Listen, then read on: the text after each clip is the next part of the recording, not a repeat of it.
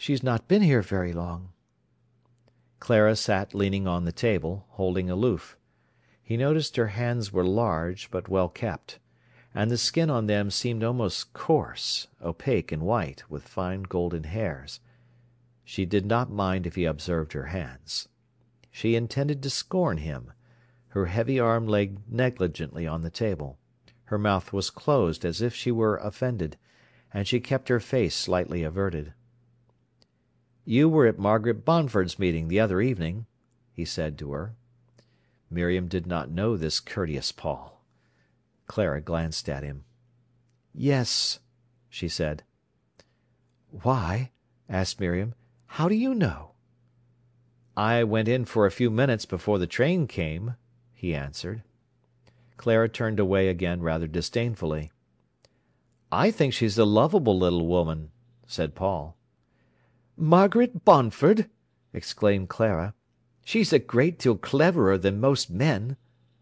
"Well, I didn't say she wasn't," he said, deprecating. "She's lovable for all that." "And of course that is all that matters," said Clara witheringly. He rubbed his head, rather perplexed, rather annoyed. "I suppose it matters more than her cleverness," he said, "which, after all, would never get her to heaven."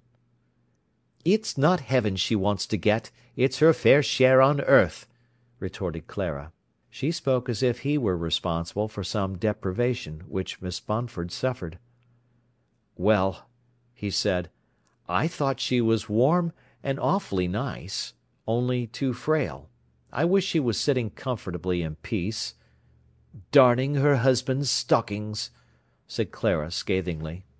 "I'm sure she wouldn't mind darning even my stockings," he said, "and I'm sure she'd do them well, just as I wouldn't mind blacking her boots if she wanted me to."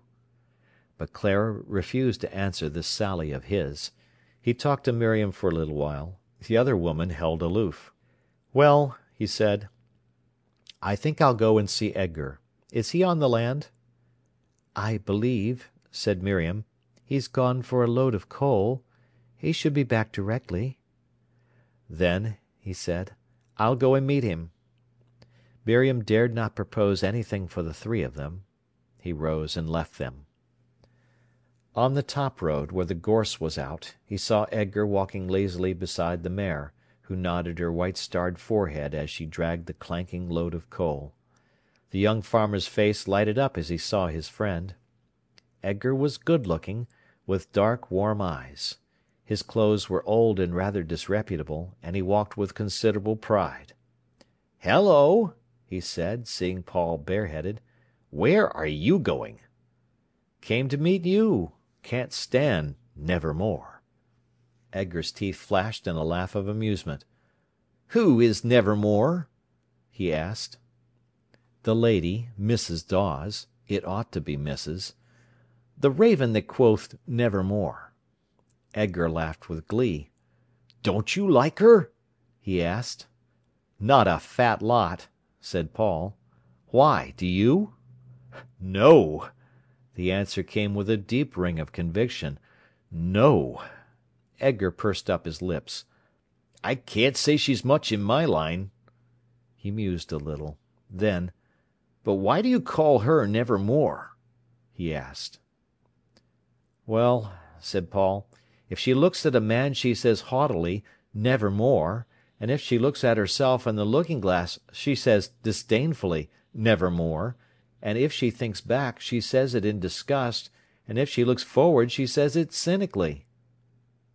Edgar considered this speech, failed to make much out of it, and said, laughing, "You think she's a man-hater?"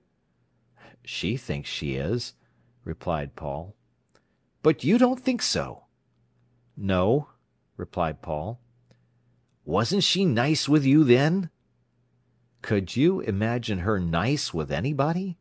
asked the young man. Edgar laughed. Together they unloaded the coal in the yard. Paul was rather self-conscious, because he knew Clara could see if she looked out of the window. She didn't look. On Saturday afternoons the horses were brushed down and groomed. Paul and Edgar worked together, sneezing with the dust that came from the pelts of Jimmy and Flower. "Do you know a new song to teach me?" said Edgar. He continued to work all the time. The back of his neck was sun-red when he bent down, and his fingers that held the brush were thick. Paul watched him sometimes. "Mary Morrison?" suggested the younger. Edgar agreed. He had a good tenor voice, and he loved to learn all the songs his friend could teach him, so that he could sing whilst he was carting. Paul had a very indifferent baritone voice, but a good ear. However, he sang softly for fear of Clara. Edgar repeated the line in a clear tenor. At times they both broke off to sneeze, and first one, then the other, abused his horse. Miriam was impatient of men. It took so little to amuse them, even Paul. She thought it anomalous in him that he could be so thoroughly absorbed in a triviality. It was tea-time when they had finished. "What song was that?" asked Miriam. Edgar told her. The conversation turned to singing. "We have such jolly times," Miriam said to Clara. Mrs. Dawes ate her meal in a slow, dignified way. Whenever the men were present she grew distant. "Do you like singing?" Miriam asked her. "If it is good," she said. Paul, of course, coloured. "You mean if it is high class and trained?" he said. "I think a voice needs training before the singing is anything," she said. "You might as well insist on having people's voices trained before you allowed them to talk," he replied. "Really, people sing for their own pleasure, as a rule." "And it may be for other people's discomfort." "Then the other people should have flaps to their ears," he replied. The boys laughed. There was a silence. He flushed deeply and ate in silence. After tea, when all the men had gone but Paul, Mrs. Leivers said to Clara: "And you find life happier now?" "Infinitely." "And are you satisfied?" "So long as I can be free and independent." "And you don't miss anything in your life?" asked Mrs. Leivers gently. "I've put all that behind me." Paul had been feeling uncomfortable during this discourse. He got up. "You'll find you're always tumbling over the things you've put behind you," he said. Then he took his departure to the cowsheds. He felt he had been witty, and his manly pride was high. He whistled as he went down the brick track. Miriam came for him a little later to know if he would go with Clara and her for a walk. They set off down to Strelley Mill Farm. As they were going beside the brook, on the Willey Water side, looking through the break at the edge of the wood, where pink campions glowed under a few sunbeams, they saw, beyond the tree trunks and the thin hazel bushes, a man leading a great bay horse through the gullies. The big red beast seemed to dance romantically through that dimness of green hazel drift, away there where the air was shadowy, as if it were in the past, among the fading bluebells that might have bloomed for Deirdre or Iseult.